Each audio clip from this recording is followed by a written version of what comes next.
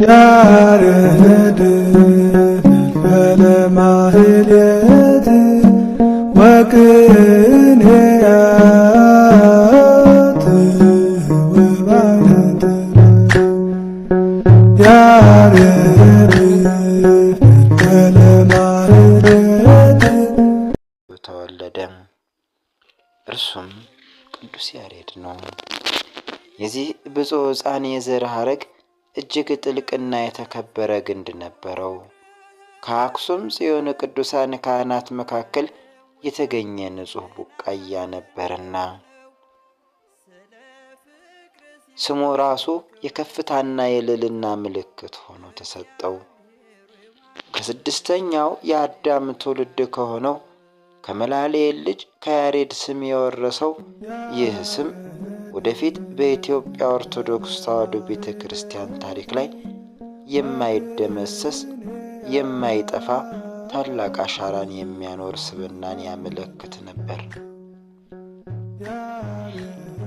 ታዲያ ይህ ቅዱስ ሕፃን በተፈጥሮ ድንቅ ጸጋዎችን የታተመ ነበርና አንደበቱ እንደ ማር የሚጣፍጥ ዜማን የሚያሰማ ልቦናው ደግሞ የቅድስናና የንጽሕና መኖሪያ ሆኖ የተሠራ ሕሊናው ሰፊና ጥልቅ ምስጢርን የሚመረምር ሰረገላን የሚመስል ወደ ሰማያት ተነጥቆ የማይፈጸሙ መለኮታዊ ምስጢራትን የተመለከተ የመላእክትን እንጀራ የተመገበ ለኢትዮጵያውያን ልጆችም የመላእክትን ምግብ ሁልጊዜ እንዲመገቡ ምክንያት የሆነ ታላቅ ሊቅ ነው። ይህን ድንቅ ጸጋውን የተመለከቱ አበው እንዲህ ብለው ይጠሩታል። ጡመ ልሳን፣ አንደበቱ ጣፋጭ፣ ንህብ የብሉያትንና የሐዲሳትን አበባ ቀስሞ ማር ድርሰትን የደረሰ ሊቀ ሊቃውንት፣ የሱራፌል አምሳያ፣ የቤተ ክርስቲያንን ዜራ፣ ካህነ ስባት፣ መዝሙር ዘበድርሳን፣ ማህሌታይ፣ ልዑለ ስብከት እያሉ ይጠሩታል። ቅዱስ ያሬድ የልጅነት ዘመኑን በዚያው በአክሱም አሳለፈ። ዕድሜው ለትምህርት ሲደርስ እናቱ ወደ አጎቱ ጥልቅ ዕውቀት ወደ ነበረው መምህር ጌዲዮን ወሰደችው። ነገር ግን ቅዱስ ያሬድ በመጀመሪያ ትምህርት እጅግ ከበደው። የአእምሮ በር የተዘጋ ያህል ሁሉ ነገር ግራ የሚያጋባ ሆነበት። ቀናት አለፉ። ቅዱስ ያሬድም ትምህርት አይገባው ቀለም አይያዘው ብሎ ተቸገረ።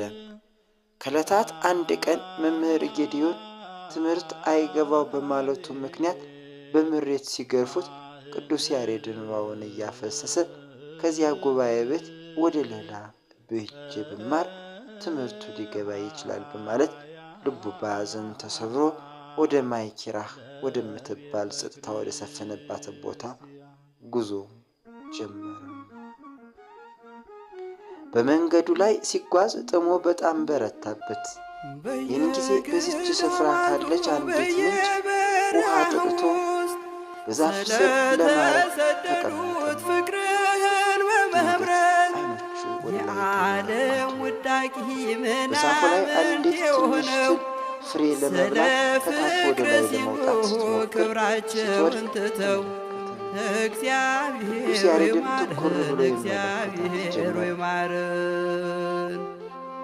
ትሏም 6 ጊዜ ያለምንም መሰልቸት ወጣች ወረደች። በሰባተኛው ሙከራ ግን ፍሬ ወዳለበት ቅርንጫፍ በመውጣት ፍሬው ላይ ደረሰችና መብላት ጀመረች። ይህን አስደናቂ ነገር የተመለከተው ቅዱስ ያሬድ በድንገት አንድ ጥልቅ ሐሳብ በልቡ ተመላለሰ። እንዲህ አለ፣ ይህች ትንሽ ትል እንኳ አንድን ፍሬ ለመብላት እንዲህ ብትታገስ፣ እኔስ ትምህርት ለመማር ብታገስ እግዚአብሔር አምላክ በእርግጥ ይረዳኛል ብሎ ጽኑ እምነትን በልቡ አስቀመጠ።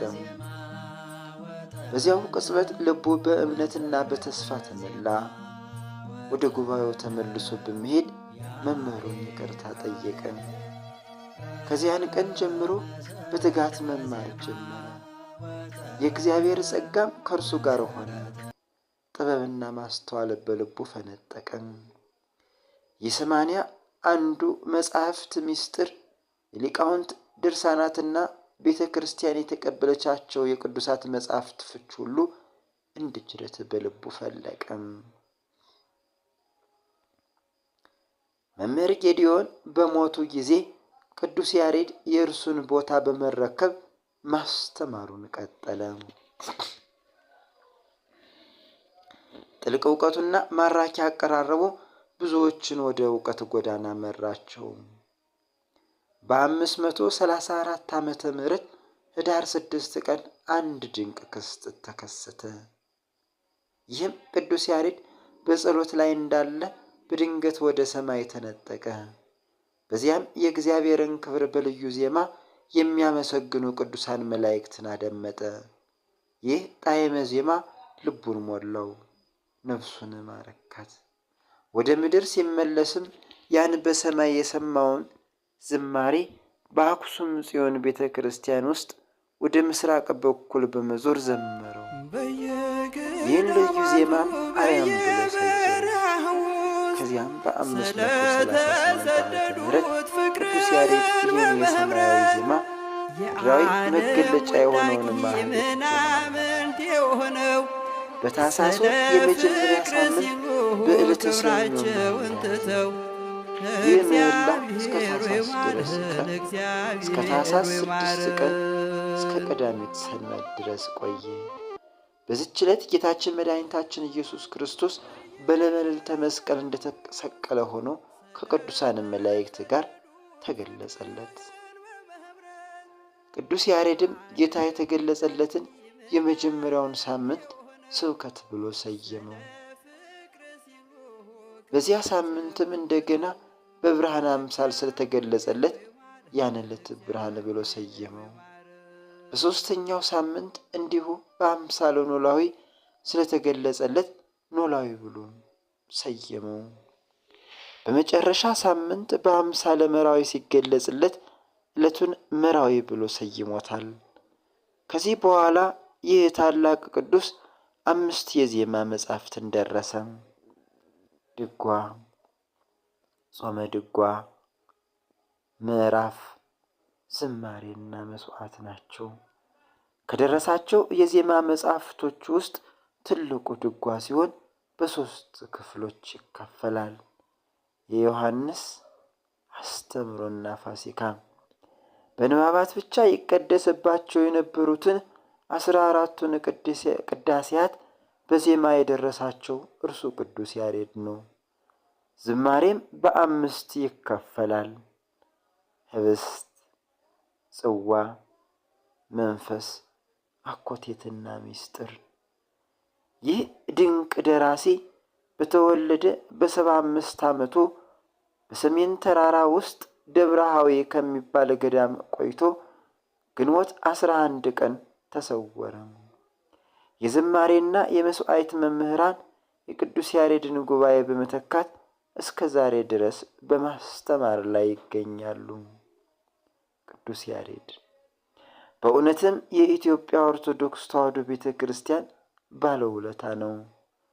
መምህርና ሐዋርያ፣ መጻሕፍትን በጣዕመ ዜማ የደረሰ፣ መዝሙረ ዳዊትን ጨምሮ ሌሎችንም ቅዱሳት መጻሕፍትን በተለያዩ ዜማ ያመሰጠረ ታላቅ ኢትዮጵያዊ ሊቅ። ዝማሬው ዛሬም በቤተ ክርስቲያናችን ሲሰማ የሰማያውያን ዓለም ጣዕም ያስታውሰናል፣ ልባችን በፍቅር ይሞላልና። ቅዱስ ያሬድ እውነትም የኢትዮጵያ ኦርቶዶክስ ተዋሕዶ ቤተ ክርስቲያን ባለውለታም። ይህ ክፍል 1 ነው። ክፍል 2 ይቀጥላል። በክፍል 2 እስከምንገናኝ